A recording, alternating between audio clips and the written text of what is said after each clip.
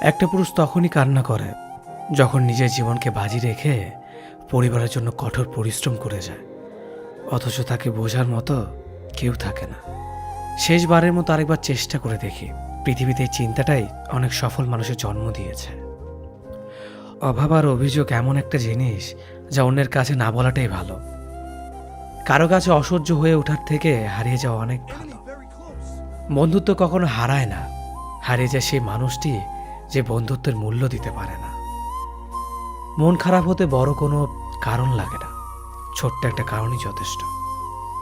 অর্থই সব, এটাই নিশ্চিত। অর্থ থাকলেই মনে শান্তি থাকবে। মানুষ পরিস্থিতির কাছে সবসময় অসহায়।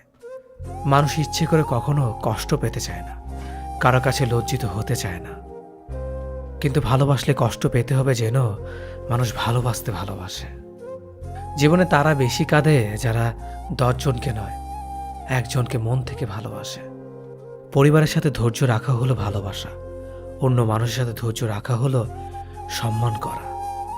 নিজের সাথে ধৈর্য রাখা হলো আত্মবিশ্বাস, এবং আল্লাহর সাথে ধৈর্য রাখা হলো বিশ্বাস। কারো ভালো থাকাটা কেড়ে নিয়ে তাকে ভালো থেকো বলে সান্ত্বনা দেওয়াটাও পৃথিবীর সবচেয়ে বড় অপরাধ। যোগাযোগ বন্ধ করে চুপ করে থাকার অর্থ সবসময় অভিমান হয় না, কিছু কিছু সময় সম্পর্ক এগিয়ে না নিয়ে যাওয়ার ইঙ্গিত হয়। এটাই সত্যি। আজকাল মিথ্যে কথার চেয়ে সত্যি কথা বললে সম্পর্ক নষ্ট হয় বেশি। বিশ্বাস ছাড়া কোনো সম্পর্ক বেশি দিন যায় না, হোক না সেটা বন্ধুত্ব কিংবা ভালোবাসা। তুলসী পাতা না হয়ে তামাক পাতা হও, যাতে যে তোমাকে পোড়াবে সেও নিজেও মরবে। আজকে দিনে ভদ্রতার কোনো মূল্য নেই, কারণ ভদ্রলোককে সবাই দুর্বল মনে করে। প্রতিশোধ নেওয়ার চেয়ে রাস্তা বদলে ফেলা অনেক ভালো, কারণ প্রতিশোধ নেওয়ার আনন্দ থাকে একদিন, কিন্তু নিজেকে বদলে ফেলার আনন্দ থাকে সারা জীবন। পরিচিত হওয়ার সময় একরকম, আর পূর্ণ হয়ে গেলে আরেক রকম। অযোগ্যকে যোগ্য বানানো সম্ভব, কিন্তু বিশ্বাসঘাতককে বিশ্বস্ত বানানো কঠিন। অবহেলা কতটা ভয়ঙ্কর সেটা কেবলমাত্র সেই বোঝে যে প্রিয় মানুষগুলোর কাছে অবহেলিত। লোকে কি ভাবলো কি বলল তা ভেবে কিছু করা উচিত নয়। যেখানে অভিমান বলতে কিছু নেই সেখানে রাগ দেখানো আর অভিমান করাটা হলো বোকামি। একটা মেয়ের জীবনের সবচেয়ে বড় পাওয়া হলো একজন কেয়ারিং হাজব্যান্ড। তোমার দুর্বল জায়গাটা যেন যারা খোঁচা দিয়ে কথা বলে তারা তোমার শুভাকাঙ্ক্ষী নয়।